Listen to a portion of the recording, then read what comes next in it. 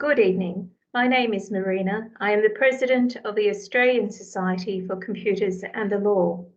I acknowledge on behalf of all present the First Nations people, their ancestors past, present and emerging, from the many lands from which we are gathered, through the wonders of modern technology.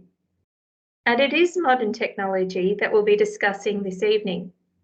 The Australian Society for Computers and the Law and CAIDE, Melbourne University's Centre for AI and Digital Ethics, are delighted that Professor Ryan Abbott and David Shavin QC have agreed to join us in our recording studio tonight to discuss the first judicial determination in the world that determined AI systems may be named as inventors of patents. The decision was handed down just a few days ago here in Australia. The aim of this impromptu session is to make a recording of our interview available for sharing with the broader community, and in particular our colleagues in the IT and legal communities. We believe that the sharing of expert knowledge of the kind you'll hear tonight promotes inclusion, better decision making, and ultimately a sustainable future for all. In the studio audience tonight, we have esteemed members of our community. Thank you for attending. You're invited to observe the interview and, after my vote of thanks, to engage in Q&A with our speakers. In the meantime, please keep your cameras and mics off. Now to introduce our moderator. Jeannie Marie Paterson is a Professor of Law at the University of Melbourne and Co-Director of the Centre of AI and Digital Ethics. Thank you, Jeannie, for moderating today. Now, over to you.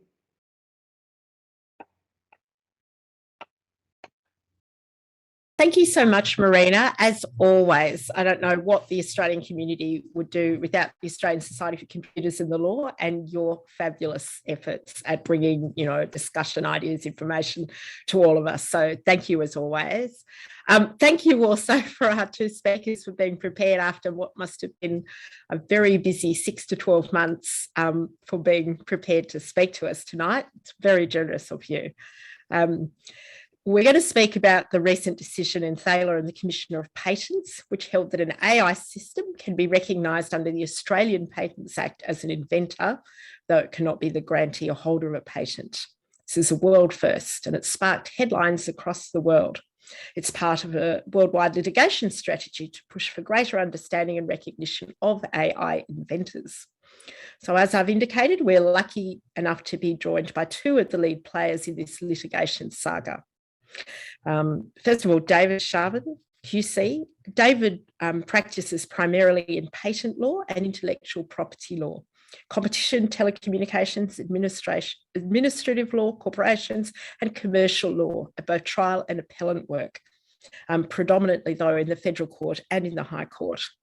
Over the last 43 years, David has extensive trial and appellant experience in Australia and in New Zealand in the superior courts in both of those jurisdictions.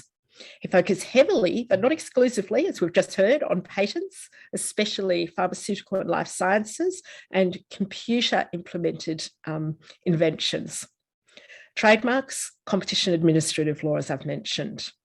He's appeared in many cases of note, Myriad and Calidad in the High Court, and many cases in the Federal Court, most recently the Thaler decision. David also appears in Victoria, New South Wales, and has in fact appeared in many of our landmark decisions in Australia.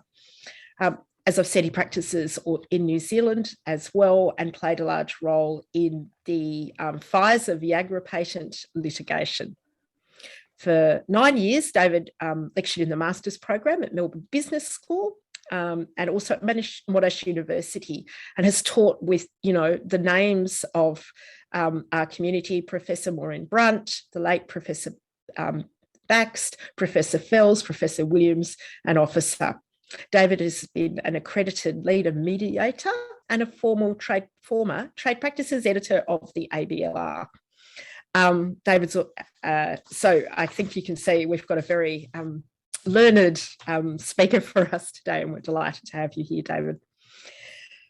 We also have Ryan Abbott, who is a Professor of Law and Health Sciences at the University of Surrey Law School, an Adjunct Assistant Professor of Medicine at the David Geffen School of Medicine at UCLA, a partner at Brown, Neri, Smith and Kahn, and a mediator and arbitrator with JAMS as well.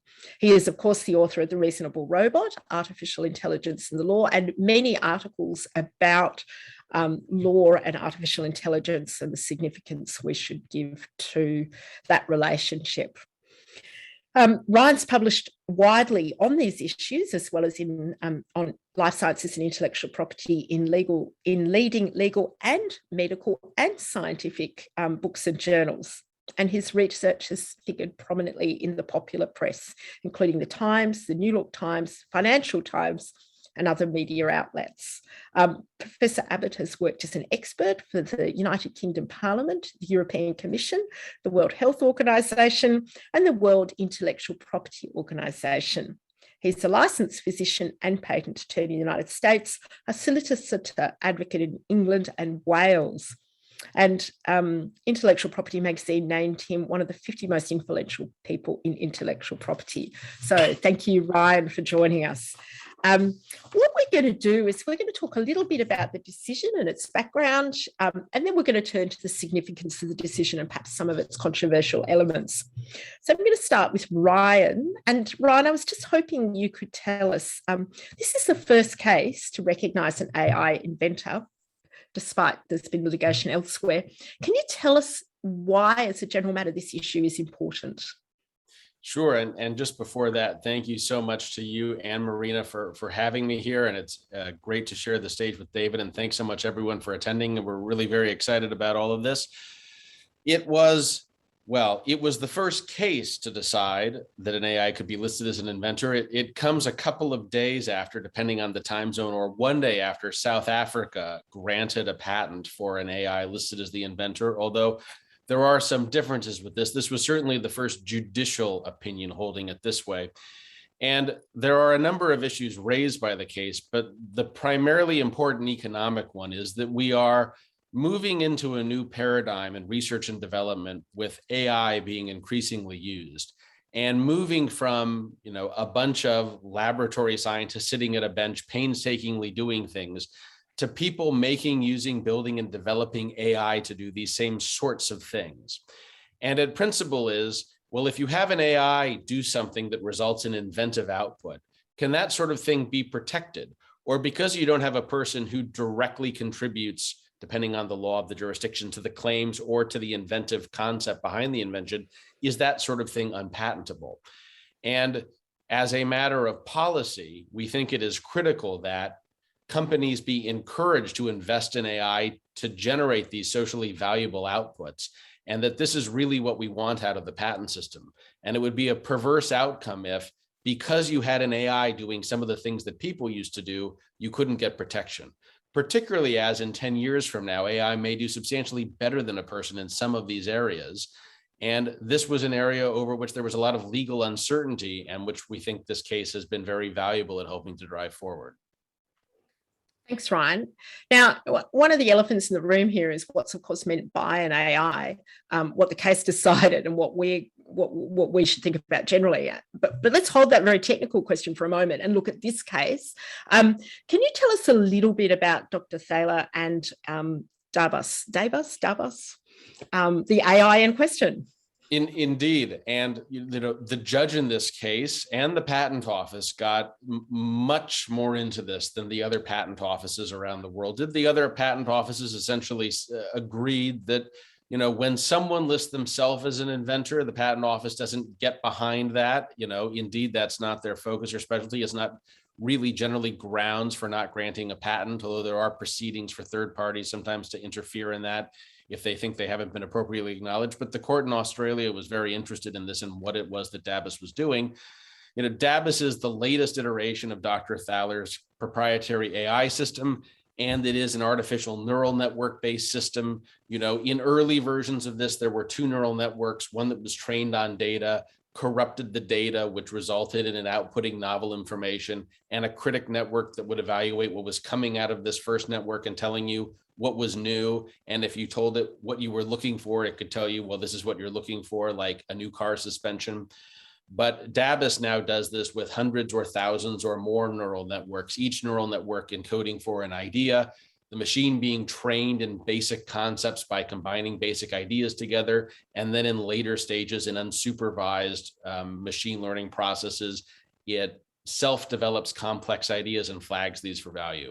In 2 instances, it essentially put out in more or less natural language the claims under which these patent applications were drafted. And so it wasn't instructed to invent in any particular area. I suppose that kind of does tie into your earlier question about artificial general intelligence. This certainly isn't artificial general intelligence, although people use that term in different ways. If it means a machine that can do anything a person can do, then definitely not. So it is specific intelligence in the sense that it was told to do something and that's what it did. But it was told to invent something or come up with a useful idea, not what specifically to come up with. And in patent law, telling someone to go invent something doesn't make you an inventor. If I'm at Pfizer and I tell my team, I want you to come up with a cure for COVID, and they do, well, that's great, but that doesn't make me an inventor of that. So the machine did what traditionally we attribute as the inventive act, or what would make a person an inventor. And it was done in a way that while there was someone who built and operated the machine, there was no person who qualified in that situation. And the value of DABUS's output did not require inventive skill to make sense of. Thank you. David, what did DABUS invent and how did this come to court? I'm not sure that I'm really qualified to tell you what it invented because the patent is atypical in Australia. It covers at least 2 and maybe 3 inventions, and Ryan's probably more qualified than I, but one of them was a form of container and one is a form of communication, isn't it, Ryan? Is that the best way of describing it? Yeah, a flashing light that attracts attention for an emergency situation. Yes. And ultimately, if the decision stands, there'll be some prosecution proceedings within the office. And I wouldn't be surprised if the patent's divided out into a couple of divisionals, putting each invention into its own separate divisional patent. So the product of the patent actually didn't figure in the case very much at all. I didn't talk to the judge about it. He'd read the patent. He didn't ask me any questions about it. The real question in this case from the outset was quite different. The commissioner had decided on a technical ground to let the application for a patent lapse. And that was because the commissioner said that in the application that had been made, there had been a failure to identify the inventor and thus a failure to comply with the regulations. So it arose at that early, very technical stage. It was argued before the commissioner that there had been an identification of an inventor. It was DABUS. And the sorts of matters that Ryan has spoken of were put to the commissioner. The commissioner said, that's very nice. We accept that DABUS may have actually been the inventor, but he's not an inventor within the meaning of the Patents Act 1990 in Australia. Now, that ultimately revolved around a very technical argument as to the meaning of Section 15 of the Patents Act. And Section 15 is quite a simple section, but it managed to generate quite a lot of heat. It's entitled, Who May Be Granted a Patent? And it provides that subject to the Act, a patent for an invention may only be granted to a person who A, is the inventor, or B, would on the grant of a patent for the invention be entitled to have the patent assigned to the person, or C, derives title to the invention from the inventor or a person mentioned in paragraph B, or D, is the legal representative of a deceased person mentioned in paragraphs A, B, or C. Now, everyone agreed that a patent has to be granted to a real person. Now, that real person can be a human being, or it can be a person with legal personal status, such as a corporation. So no one contended either to the commissioner or to the court that DABUS could be granted the patent. But the question is, was DABUS the inventor that gave an entitlement to someone to apply for the patent? And there were two bases upon which that was put. The first was that Mr. Thaler was a person who, on the grant of the patent, would be entitled to have the patent assigned to him. And circumstances in which that could happen would be, for example, if somebody decided to infringe the patent or take the patent for their own purposes when they weren't entitled to it, then under another set of provisions of the Patents Act, Mr. Thaler would be entitled to go to the court and get an order that they assign their rights in the invention to the patent. But the primary ground upon which the argument was put was that he had derived title to the invention from the inventor, and the derivation of title went right back into the 18th century, so that we plucked out some passages from a text that most people will have been sensible enough never to have opened, called Blackstone's Commentaries. And Blackstone's Commentaries were commentaries that ran through 12 editions between 1766 and 1794. Now, I have a copy of the original 1794 version. The judge tried to one-up me by saying he had the first edition, but it was a reprint, so of course we don't count that. But he was very pleased that he had a copy of the reprint. And Blackstone's commentaries were very interesting because, starting off with the law of copyright, they explained that intellectual property was founded in possession. So it was the possession of the person who created the copyright. And then it went on to the way in which printing presses were used to give effect to copyright, and you had possession of the invention in the printing press. So that if you trace back Patent Law to 1624 to the Statute of Monopolies, what you find is a concept of possessory title. Now, possessory title came out of the Middle Ages, and something that is mentioned in the patent, but which is found in the Middle Ages, is that if you own an animal, a cow, a horse, a sheep, and you generate progeny, it's well established over the centuries that the owner of the mother owns the offspring. So if you own a cow and the cow has a calf, you own the calf. If you own land and you plant seed, you own the produce of the seed. Now, there are different categories of this. I won't go into all the Latin. I suspect a lot of you do speak better Latin than I do. I stopped learning Latin many decades ago, I'm afraid. But from the Latin derivation, the person who controls or owns the source owns the output. And thus it was said by us and accepted by the judge. Dr. Thaler had created the software. He owned and controlled and operated the computer. Therefore, he had a possessory title to the output. Now, that meant you didn't need to grapple with a problem that had been presented by the commissioner, because it's clear that DABUS is not a legal person. Either he's not a human being, nor does it have legal personality under corporations law or under some other act. So the commissioner was arguing that there can be no concept of DABUS being the inventor because DABUS couldn't assign something. DABUS couldn't transfer it.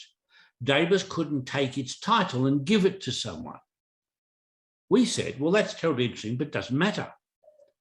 Because what we have here is a passage of title, a derivation of title. And remember, section 15, subsection 1, para C starts off, derives title to the invention from the inventor. So we'd have a derivation of title from the inventor DABUS by owning the computer and operating it and owning and developing the software, so that we have a possessory title on the output of the creation. And the judge accepted that. Now, it is going back just a little way to go back to the 18th century for these principles, but there is nothing wrong with doing so, because possessory title is still in force. Everyone will be conscious of a concept of property law, which says you can have adverse title, adverse possession of a piece of land. If you occupy a piece of land without the consent of the owner for a period, depending on the state, of 15 or 16 years, and you can prove it, you get a legal title to the land without paying for it. It's a possessory title. And it's derived from the same set of principles as those that we advanced to Justice Beach. Now, Justice Beach then, do you want me to continue on with that, or do you want me to stop at this point? I'm going to ask you a question, because what you're saying, I think, is critical to understanding the decision. As you read sort of Twitter, and not, of course, from Toby Walsh, but other Twitter and LinkedIn commentary, I think there's a lot of confusion about what the decision's decided and what its implications are. And I think, David, what you've done so beautifully for us is to separate out those two limbs of the decision. Is, was DABUS an inventor, and who has or derives title to the patent? And if you keep those separate, the implications of the decision, I think, are quite different than if you merge them together, because otherwise we flow down a different line.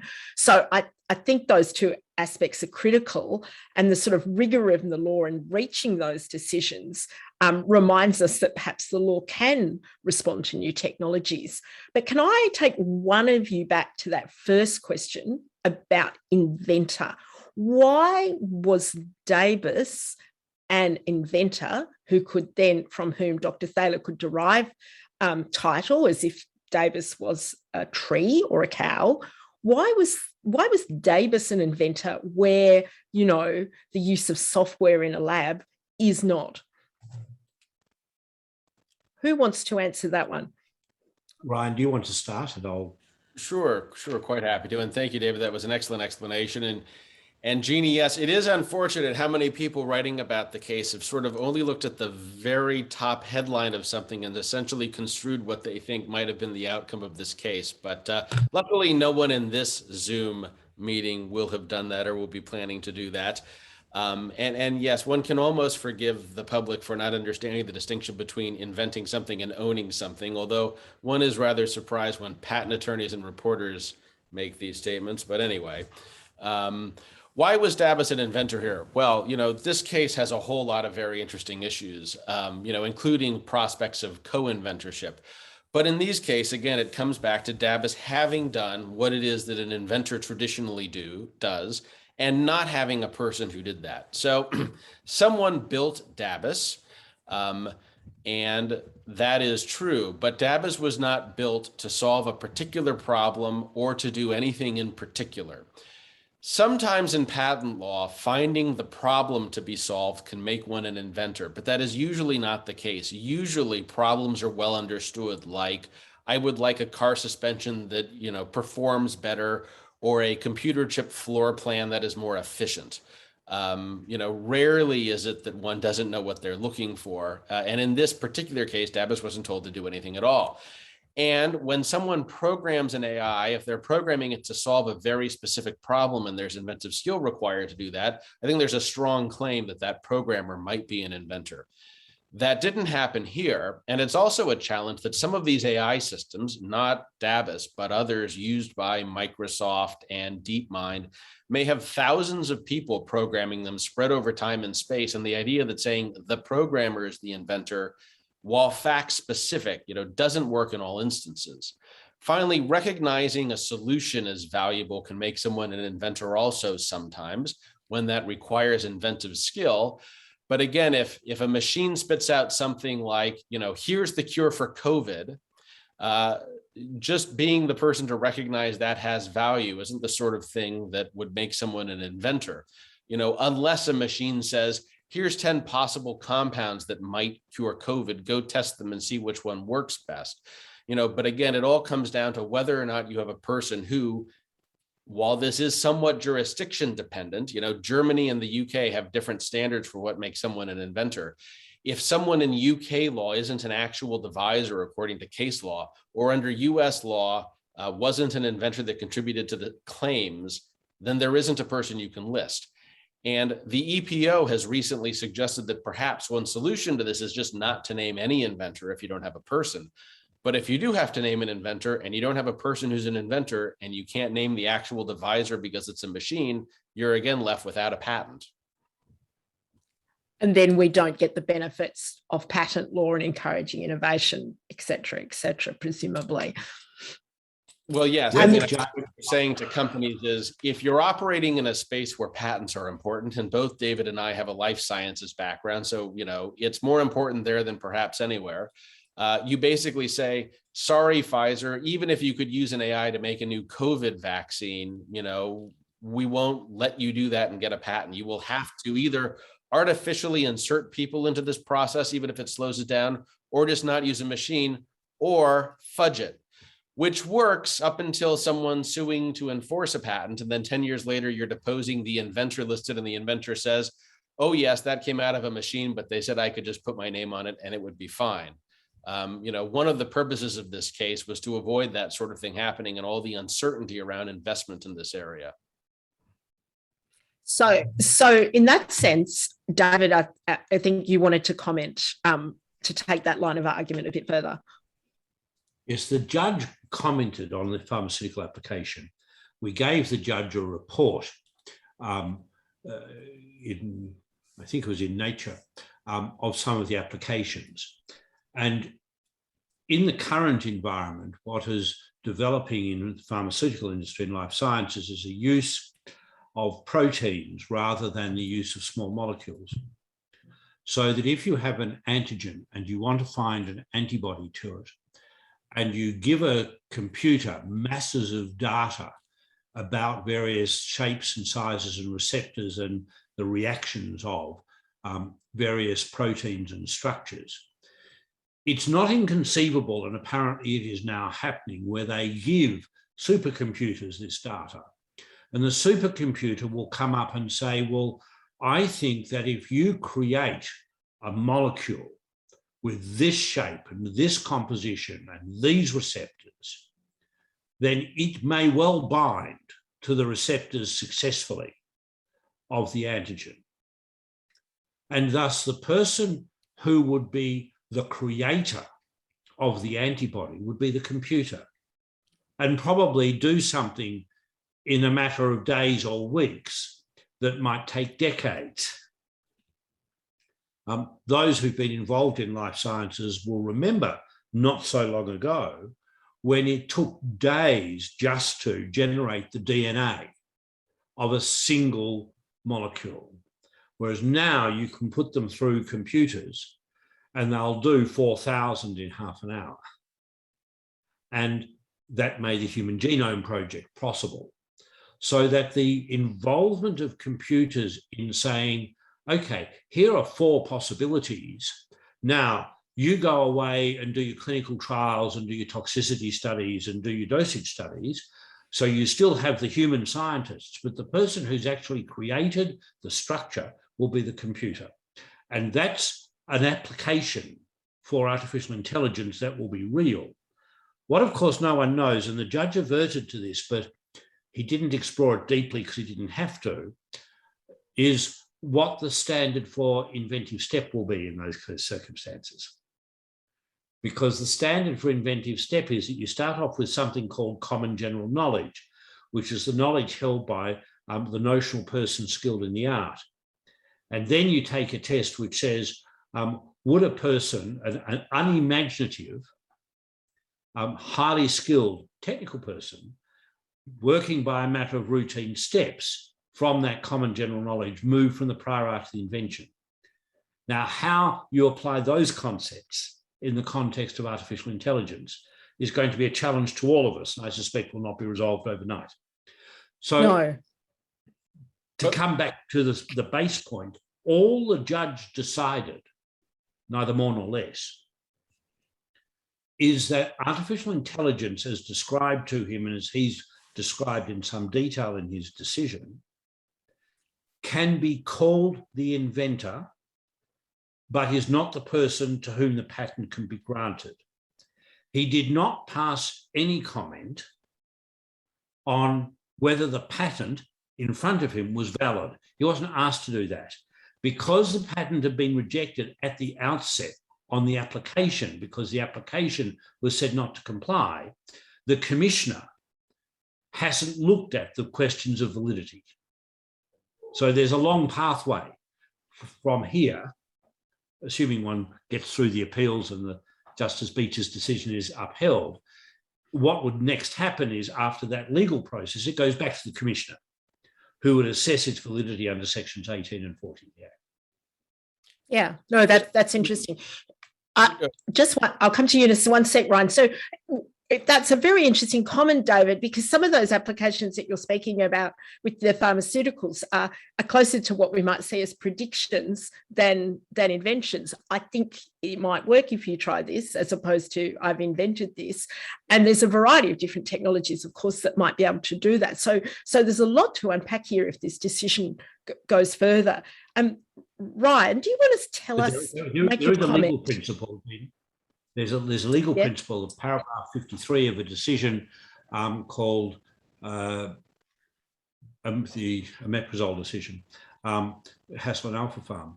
And in paragraph 53, the High Court, about 2002, said, we'll apply a test adopted from a test by Lord Justice Cripps in the United Kingdom, which says that it's not a question as to whether it's obvious to try something, but whether it's obvious to try with a reasonable expectation of success. And so it's not good enough to say, I've got 20 molecules, they're all worth trying. You have to have a reasonable expectation that they'll succeed. Otherwise, it can't be said that you've moved by a matter of routine steps from the prior art to the invention. So none of that would change. So there'd have to be a reasonable expectation. Now, the judge said that for the purpose of section 7, subsection 2 of the Act, which defines common general knowledge, it's not necessary to have a human inventor. And that's right so far as it goes. But the application of the tests is going to be a challenge. Yes, the application of the test is going to be a challenge out as we go through different possible combinations of algorithmic technologies and human involvement. Ryan, you were going to make a comment there. Would you like to make that comment? I'll make a few comments. Well, until you get tired of me talking and then cut me off and ask another question. You know, one of the things that we did in this case, which, you know, there was some confusion about this, particularly around our South African application, requires an understanding of the difference between a substantive rejection and a rejection on a formalities basis. We filed these patents initially in the UK and in the European Patent Office without disclosing an inventor. And we did that so that the patents would go through substantive examination before a formalities rejection. Both of these patents were found to be patentable by the UK Intellectual Property Office and the EPO in a preliminary substantive examination. So they were found to be novel, non-obvious, and useful. And then when we corrected the inventorship, which you were allowed to do in those offices, but not in some places like the US, which is why we didn't file first in the US, then it was rejected on a formalities basis. It wasn't even rejected. I fall into using this worm. In the UK, it was deemed withdrawn for failing to appropriately fill out patent form number 7. And one of our arguments has been essentially that some offices have essentially transformed a procedural requirement into a substantive rejection or a substantive basis for rejecting a patent. But, you know, because, you know, unless Australia finds some new prior art, because these have already been adjudicated substantively patentable, we would expect, pending all the appeals and such, for these to issue. In South Africa, where a patent was granted, they do not do substantive examination of patents, they do formalities examinations, but all of the withdrawals, so there isn't even a good way to say that, but the basis on which the patent has not yet been issued has been a formalities basis. So South Africa granting it was approving it on that basis, and it had again already passed substantive examinations. So that was something to mention. You know, David's point is good, and this is how I think about it, and the broader point it raises for the law, which as academics we can get excited about. It may be that an AI is making some predictions. I think this may work. It may be that an AI is getting to the point where it says, I think with a 99.99% certainty that this is going to work. You know, the point of which, though, is that in the past, you had a person who was doing that, you know, someone leading a group of chemists saying, I think this molecule is going to work, and then giving it to that person's team and saying, now go test it. And they would do that, and that person would still be the inventor. And that is now what machines are increasingly doing, right? And whether, you know, again, in most cases now, yes, an AI is helping someone do something as a tool. Like PowerPoint helps me put together PowerPoints, and Word corrects my spelling, and they're not co-authors and co-inventors, you know, but gradually and increasingly AI is stepping into the shoes of people. And this case raises, to me, really fascinating questions about what property is, what rights someone can have. Something is against the world, is against other people, you know, how we want to encourage innovation, whether it matters if we have machines or people doing certain sorts of things. So as David said, sufficiency, inventive step, infringement by AI, these are just some of the really exciting questions that, not that this case really revolves around, but are invoked by it. You know, on the inventive step, as you'll know, that's into my book. So I almost wanted to pitch the court on my solution to it, but I figured one legal issue at a time, and David and I will be back when it comes to inventive step analysis in light of use of AI. And I think you're quite right, Ryan. I think that it'll just be a moment before the property lawyers start to get very excited by that, you know, that second step, the step of how title's derived, because those resources there are interesting in all sorts of capacities. Now, Marina, I think we might perhaps ask one more question and then turn it over to our esteemed audience. The question I'd like for both of you, to ask both of you is what's next? What follows from this decision? Apart from the appeal, in a more sort of big picture way, what does this decision mean for the pharmaceutical industry and the role of chemists and other types of scientists in that industry and indeed related ones? What do you think? Well, Ryan. All right, Ryan, to me. Well, taking a bidding war. No, fair enough. Well, in fairness, we have appealed court decisions in Germany and the US. So we aren't necessarily, David isn't yet off the hook. So we may have David come back into action. He's rather much better as an advocate than I am. So we're grateful to have him on board. You know, I was reading the transcript and rather thinking, wow, this is much better than I would have done it, and feeling a little sheepish about that, but it's good to be on the same team. You know, assuming the decision stands, I think it is really a great victory for life sciences and innovation. It removes a lot of risk from this sort of innovation. And as you know, R&D paradigms are changing, and pharmaceutical companies are becoming less vertically integrated and partnering with technology firms and leveraging big data. There is a lot of uncertainty and risk about how these business models will work in this environment. And letting these companies know that, yes, if you invest in this, you know, very ambitious AI project to help you make new drugs, or help shorten timeframes on testing them, or help develop improved testing after drugs are on the market, that sort of thing is going to be appropriately rewarded. And it's going to result, I think, in much better medical treatments at the end of the day for society. So I think it is really tremendously exciting on that level. We have applications pending now in 15 jurisdictions, some of which are under appeal. And so, leaving aside Australia, those are still going on. And it is going to be kind of an odd system if, as countries are working to make AI favorable industrial strategies, some countries are saying, we'll protect this sort of thing. Some countries are saying, we won't, but we really want you to set up shop here. You know, we're not going to protect your IP, but, you know, we'll give you a tax credit or something. You know, for a globally harmonized intellectual property system and research that is global, you know, it's going to create some problems to not have other jurisdictions follow. And there'll be David? There'll be discussion of the treaty in that context, ultimately, because it's not me, that's right. They'll need to have, as the concepts evolve, there'll be some discussion of the treaty. Treaty negotiations move with the speed of glacial honey on a very flat surface. But we've seen in the last 18 months the importance of the speed with which you can develop a solution.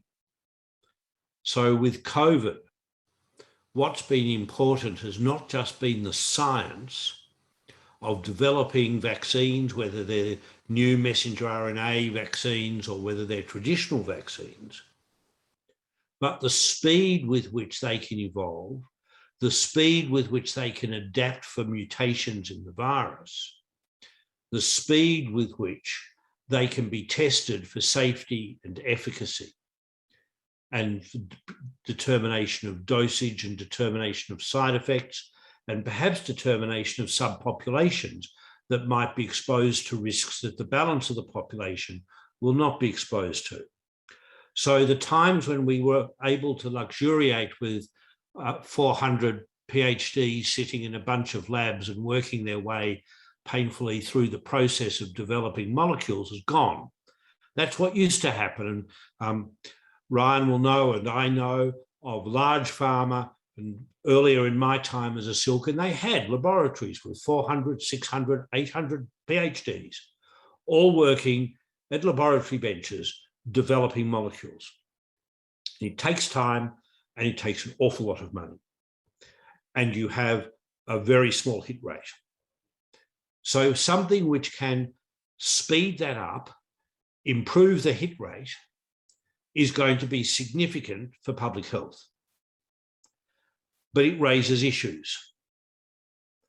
And they are policy issues and they are legal issues. Now, I can deal with the legal issues and I might have a view about the policy issues, but I'm probably not qualified to talk about policy. But they are issues that governments are going to have to grapple with.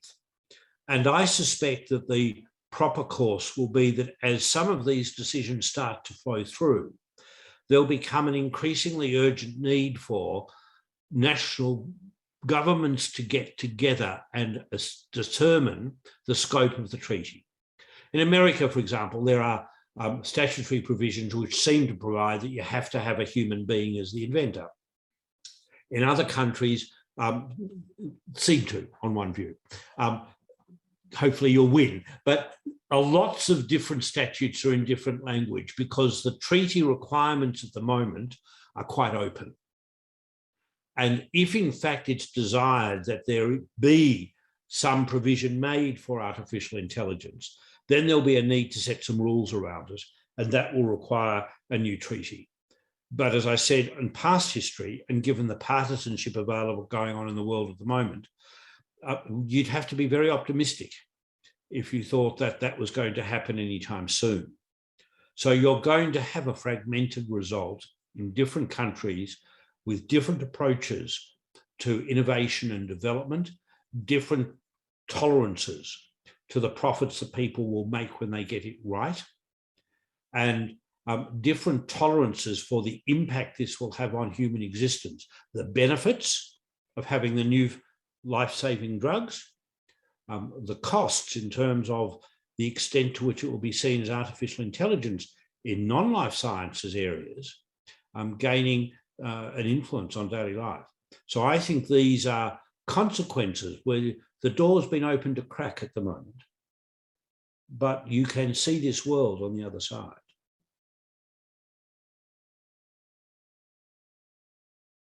I think that's an optimistic vision, I think. Marina. We need optimism.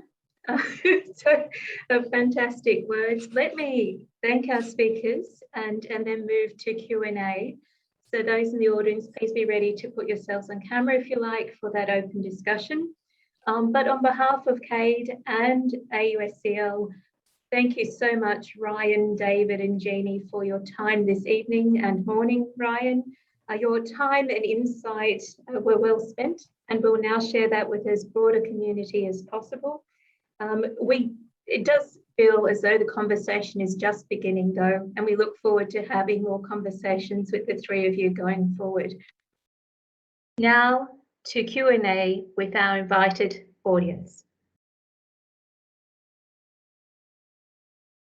I did receive a question from a high school student saying, well, but I want to be an inventor. I can't compete with the machine. How would you respond to the younger next gen people saying, oh, dude, is there room for me at the top as a human inventor if machines are now going to move into that space? Just for a cheeky first question, how would you respond to that, please, David and Ryan? Well, I'll give a couple. Go ahead, David. I was going to say there's always room for the new, young, agile mind. Computers will have a role, but the person who can think outside the box, who can see something that no one else can see, will always have a role. I think that's what makes humans different to computers. And I know that we're seeing here something that was generated entirely by the computer, but minds will be focused, computers will be focused, and they'll be complementary in my view. I don't think one will ever take over the other. Yeah, Stephen Tyler, the inventor himself of DABUS, has made some rather extravagant claims about DABUS in terms of its sentience and so on, which I think many of my colleagues would pour rather cold water on. But I'm wondering, from a legal perspective, did those claims play any part in the decision making? Well, let me give three answers to that. So, well, Dr. Thaler does make claim or, discusses DABUS in the context of consciousness and sentience. And, this is essentially on two bases. It very much depends what you mean by conscious and sentient. And, clearly DABUS doesn't think or act exactly the way a person does, but Dr. Thaler's proposition is essentially that there is nothing magical about human thinking, that it is essentially analogous to a computational process, and that what DABUS does is in some respects highly analogous to what goes on in the human brain. And this is one of the eternal debates in, machine learning. From my perspective as a lawyer, Alan Turing answered this question a bit before my time when he said, it's very interesting to discuss whether DABUS thinks, and that's going to keep philosophers having job security and this young person for the next 100 years. But as a lawyer, it really doesn't matter one bit. DABUS behaves in some instances the way that a person does, the same way that a chess playing machine does. And you can say, well, is the chess playing machine really thinking? But if you want chess playing machines, then for all intents and purposes, they behave just the way a person does.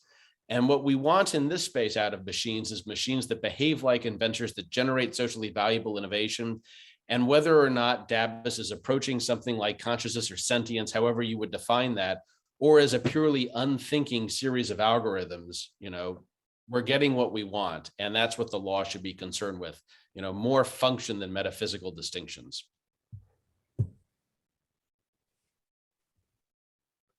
I don't want to add to that.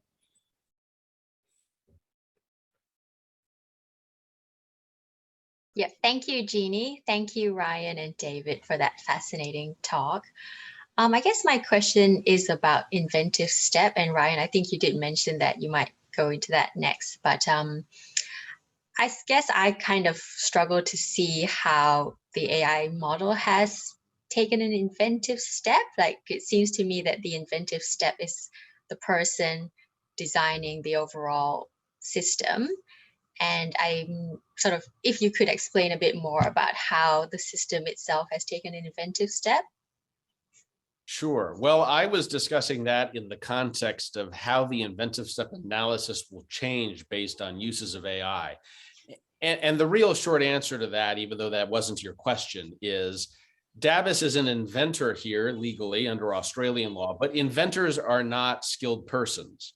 right? Whether or not DABUS could set some standard for inventive step depends on whether something like DABUS is broadly used in an industry such that it is part of what average researchers tend to do, not whether DeepMind has an incredibly sophisticated proprietary AI that only they use, because that would not be part of inventive step. But in answer to your question, I know better US and UK and European law, right? But under those laws, when we evaluate objective step, we are not asking what was the inventor thinking, right? We are asking from the perspective of an objective, hypothetical, skilled person, is this sort of thing non-obvious? So it really doesn't matter if it came out of a machine or a person or whatever. We could leave inventorship blank and just look at the specification and say, given what we think an average researcher would think, would they look at this and think this is not obvious? And, that was adjudicated to be the case by the UK IPO and the EPO, independently of where it came from. Why a person didn't do that is that, sometimes in our case as well, Dr. Thaler has no background in devising either of these sorts of inventions and didn't contribute to the inventive step that is the basis for the patentable invention. He may have got DABUS to be capable of doing these things, but he did not contribute directly to the inventions, and that's required to be an inventor under patent law, at least in the US and UK and Europe and Australia. Okay, thank you. I think in Australia, then, if you answered it under Australian law, you'd ask Sir Keith Aiken's test.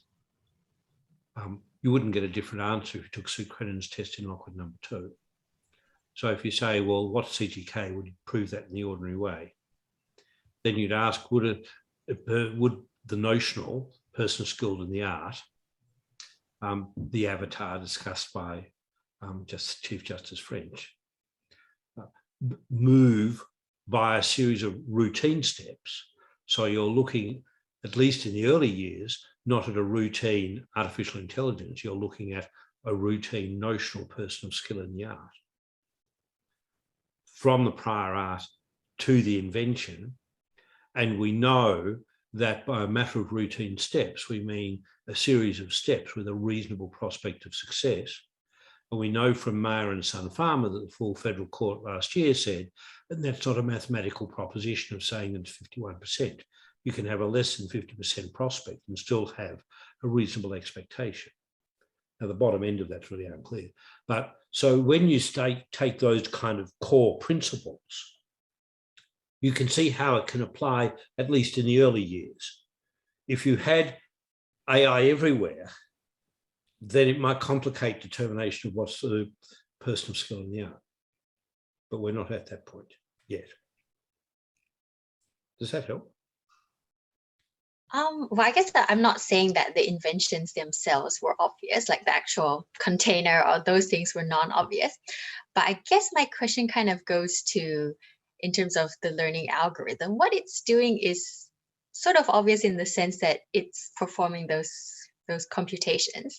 So I suppose I still struggle to see how that's inventive, because it is going through the computations that the algorithm needs to go through. It's not sort of creating something new on its own. So even though it's generating new ideas, it's doing so randomly and then optimizing according to its the computations that like it hasn't created a new computation. So I guess I'm trying to say that it seems to me that what it is doing is obvious. Well, this is kind of Toby's question, although he didn't phrase it this way, but it occurred to me that everything you just said could be said about a person. I'm an inventor on a few patents, and this comes about from a combination of having been born with certain genetics and having been trained in certain models of problem solving from my schooling and from mentors. And, in a sense, you could say that we are inextricably performing an algorithmic based computational model to solve problems. And really, it's just all obvious, right? So, we too are trained to solve problems and sometimes generate socially valuable outputs that we think are worthy of protection under the patent system. Right. Ryan, I think that you put your finger precisely on the debate, isn't it? Because that's the point. Is a human brain like a computational brain, or is it something different? Well, right. I think we should, I mean, that is, how far back do we go? What analogy do we bring? So you're quite right in that you could say that, and that is precisely where the differences arise. This is where the philosophical differences arise. But yes, I mean, the philosophical decision. as a legal matter, whichever way you come out on that, and it is hotly debated, right? Do machines think or not is another way of saying that. Debated. It kind of doesn't matter for getting a patent, right? It doesn't matter if a machine is thinking if it makes a best-selling song or generates a cure for COVID. You know, it is functionally generating objectively inventive output. And that's what we want to protect and encourage. But can I just add one comment here, because the same issue. Okay, we can, but we want to also get to 2 more questions if we can. So go ahead, David. Very brief. If you look at the series of cases in computer implemented inventions, and the next appeal is on Wednesday of next week, the very question you raise arises because the court has been talking about you have to show creativity in the way in which the computer does something before you can have a patentable computer implemented invention. So the issue that you're asking is not confined to AI and is being grappled with, in my respectful view, somewhat suboptimally at the moment, in a sequence of decisions from the federal court where the High Court's refused to intervene. We definitely need another session. Thank you. That's interesting. Thank you. Mark, can we hear your question? Yes, thanks. I'm not a lawyer, so please correct the basis of my question if it's wrong, but I understand that patents can be invalidated if they don't list all inventors. And so if that's true, then what will be the status of patents that have had an AI system as an inventor but haven't listed it as an inventor? And I'm thinking about past patents, but also going forward as well. And to go back and pick it up and we can come back to you later. I suspect that the prospect of you undoing a lot of past patents will be remote at this stage. It's going to take a long time before the courts accept as a matter of course who the inventor is, and they'll probably be, I think, quite willing to grapple with the fact that a human being has been involved. So the onus of proof of trying to revoke will be very difficult. If you were the revoker, say you were a generic pharmaceutical and you were trying to revoke a patent for a pharmaceutical because you said it hadn't actually been created by the team of scientists that are named, it had been actually done by the computer, that's probably going to be complicated because the process of development of these products is multifaceted. Right, and Mark, yeah, that's a good answer. It's a complicated question. It's very jurisdiction dependent, but that is indeed one of the reasons we filed this patent, was to get more clarity on the law in this area. In the US, yes, inaccurately naming inventorship can be grounds for revoking or rendering unenforceable a patent, but it does depend on the jurisdiction and there are different rules for it. As David said, well, you know, there are, again, companies that have advertised their business model as essentially having AI invent things. And the minute that a patent from them goes to a big pharma company that a generics company is challenging, they're going to know that and they're going to challenge it on this basis. And, you know, whether they're able to make a case that actually there was a person involved is, again, very fact specific. You know, Siemens at the WIPO first conversation on AI and IP told the story of how they wanted to file a patent on this new car suspension, and all their engineers said, well, we didn't invent it. It just came out of the AI. You can't put us on a patent application, and they couldn't get a patent. And so when you depose someone, will they say, oh, it came out of the machine, but, you know, I was trying to solve this problem and I fed it with this data and I refined the algorithm this way and, you know, blah, blah, blah, blah, blah. Or will they say, I didn't really have that much to do with it. The patent attorneys just said, you know, we're going to put you on it and you'll be fine. Thanks so much, Ryan and David. Ben, you had a question. Oh, thank you. It's been an absolutely wonderful seminar. So, Jeannie, thank you for inviting me to this. And pleasure. Thank you, David, and thank you, Ryan. David, the provision you may have been searching for might have been Section 22A, saying that simply because the person granted the patent was not entitled to the patent, that's not necessarily a ground on which the patent is invalid. Yes. maybe that one, and also 1384, which says that the court can only revoke on the ground of lack of entitlement because where it's just and equitable. Yeah. My question goes to the theory of patents. There are a few theories of patents. One is personality theory. We grant patents to recognize a relationship between an inventor and their invention. But the theory that seems to be relied on for granting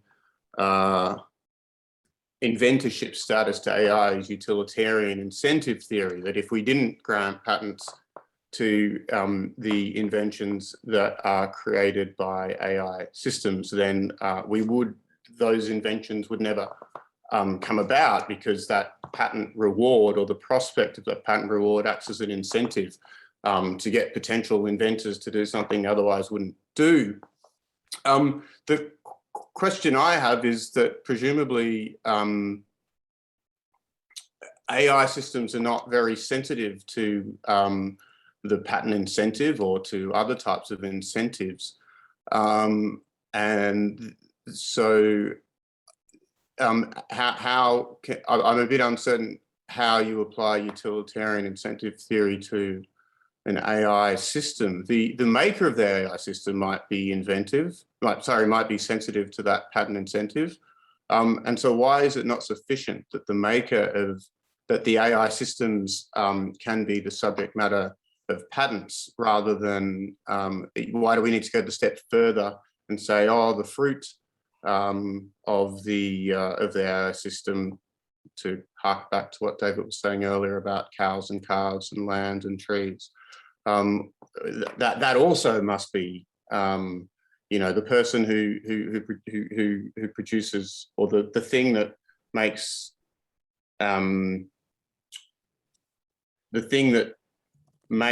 these creations, these AI systems that make these inventions, they also need to be incentivized.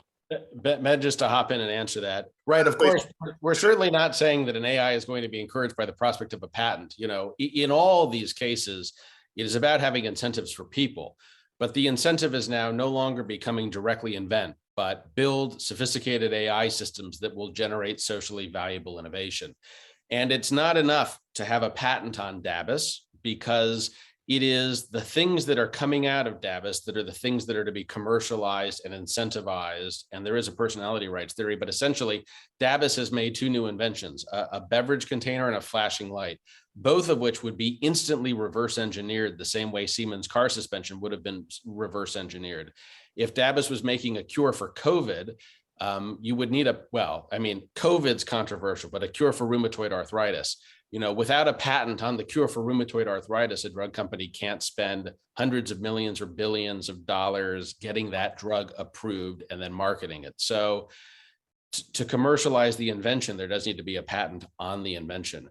The personality rights theory is more that listing DABUS prevents Dr. Thaler or myself or David from listing ourselves as inventors on thousands of things that DABUS comes up with, and maintaining that sort of recognition for legitimate human ingenuity, where you have perhaps in 30 years, a lot of AI generated invention along with human invention. And, as to the incentive theory, most patents are never owned by inventors at all. The rights vest directly in employers. Almost all patents are owned by corporations and legal persons rather than natural persons. So it is, there's a romantic conception of an inventor, but as an economic matter, it's much more for Siemens and IBM and Novartis to get patents and invest in that activity and hire inventors or build AI than it is directly on the inventor. Thank you so much. I believe we have a question from Kim. Yeah, well, actually more like a comment, or maybe even two comments. The first comment is it's not at all clear to me that it's right to say that you're seeking legal certainty through these cases. If you were seeking legal certainty, you wouldn't go to judges in 15, 16, 20 different countries and ask them to all speak with their various different voices and lead to all sorts of different kinds of results. If you wanted certainty, you would more likely go the treaty route, which may be slow, but we've seen treaties concluded in record time in recent times, or you'd go to lawmakers. But the so that's one comment. The second comment is, it strikes me, it's been said a number of times, it was said in the case, it's been said a number of times tonight, that the question of how we deal with inventive step is entirely irrelevant. We haven't got to there yet. This is just about invention. But it seems to me that that's a kind of wanting to have your cake and eat it too. You want the AI to be the inventor, but you want to assess inventiveness for now by reference to some existing standard that's been built on human beings and what a human would do and what this hypothetical human inventor would do. But if we were designing a system for patents for AI, we wouldn't write it like that. We'd be assessing inventiveness by reference to what might be obvious to a computer or what a computer could readily do, which is precisely why it doesn't make sense to extend Inventor under an act written for human inventors to AI, because it breaks the system. So that's my second comment. But thank you for the talk. It's been interesting to listen to. Well, I mean, they were comments, but I guess I'll just respond to them very briefly. Patent laws are different in each country. Every country has its own answer to this question under existing laws as they are written, which courts are the arbitrators of. And if policymakers don't like the decisions courts come to, they are invited to consider those matters. And as for me coming up with a new international treaty on AI-generated inventions, I'm flattered you think I could go that route, but I will keep that in mind for step 2. I think that's just conflating two different unrelated tests in patent law. Inventive step is an objective step from the perspective of the average researcher in a field, which is not right now an autonomous AI system. And in reference to what an average person would find obvious, it isn't relevant at all if there's a team of 800 people at Pfizer, an AI system, or me tinkering in a garage. It is what is obvious to society in light of what we already have. And if it is non-obvious, it is the sort of thing we grant protection on. But appreciate the comments. Kimberly, you do raise in an Australian context a very interesting question. It was put by the Commissioner, perhaps not as elegantly as you put it tonight, to Justice Beach. And I suspect that if the Commissioner decides to appeal, it will be explored a little bit more fully than it was in this hearing. This hearing was only allocated a day. So the whole thing was dealt with in the context that we had 4.5 hours. I suspect that some of these issues might get a fuller articulation. And then you have a very difficult question. Do you look at the meaning of inventor in the context of the current law and then say, well, one of the problems you have is who is the person skilled in the art? Perhaps more than is Aiken's test applicable, because determining common general knowledge is very dependent on a correct articulation of the PSA. And that's come up in a couple of recent cases that I've argued, and one which I'm about to argue in 10 days' time, where the articulation of who is the person skilled in the art answers the question of what is the common general knowledge, which is the building block upon which the inventive step is to be assessed. And I think the question you've raised is difficult, but it may be that you have to build incrementally to get to the answer, rather than saying, I don't know how to deal with step 3, therefore I won't deal with step 1. Whether at the end of the day, the legislature feels it wants to intervene will also be quite interesting. There's been, as you know better than most, so many changes to the Act since 2013, some more misguided than others, that it's not beyond the bounds of possibility the Parliament will try and work out the worst possible option and legislate that. Well, it's interesting, isn't it? Because if you look at how the question of authorship and computers was dealt with in copyright, of course, part of the thinking there was you have to look at this question of authorship in the context of the broader statutory framework. And it was precisely because other parts of the statutory framework don't work with a computer system that it was held that authors had to be human, you know, in addition to various other kinds of theoretical arguments. And it strikes me that if you took a similar approach to patent, I appreciate that you could argue that to a different result, but I think it would be challenging to argue to a different result if you take into account the full framework of that of the patent legislation. I think there is a fundamental difference with copyright, of course. You have to have nationality. And the whole, as I understand the extent to which copyright has a philosophical foundation, which is something I've come to doubt over the last 20 years, but to the extent that it does have a philosophical foundation, it is in rewarding creativity, isn't it? Sure, and creativity but then another reason, yes. And look, as I said, you know, there were theoretical arguments as well in copyright. But, you know, another key consideration was things like, you know, as you say, you have to have nationality, you have to have a lifespan. That didn't work. But it seems to me that you could draw an analogy to this question of inventiveness and the standard of inventiveness. But we may be getting down into the weeds too much for. I'm gonna have to very sadly jump in here because I know that Ryan needs to go, and I'm sure that David might want to have a go and read a book called. All of us probably need to wrap up now. I know Ryan has other appointments. David, you've been very generous in your time. Kim, I would love to sit and listen to you debate this all night. So I think we'll have to have a rerun. Can I just say thank you to Marina for organising this. Thank you for our very engaged and interesting and expert audience. We do hope to see you all in a discussion or debate about these issues where we merge technology and law so beautifully and perhaps controversially again. So if you can join me in giving David and Ryan a clap, you can do it with your hands or your symbols. But thank you so much.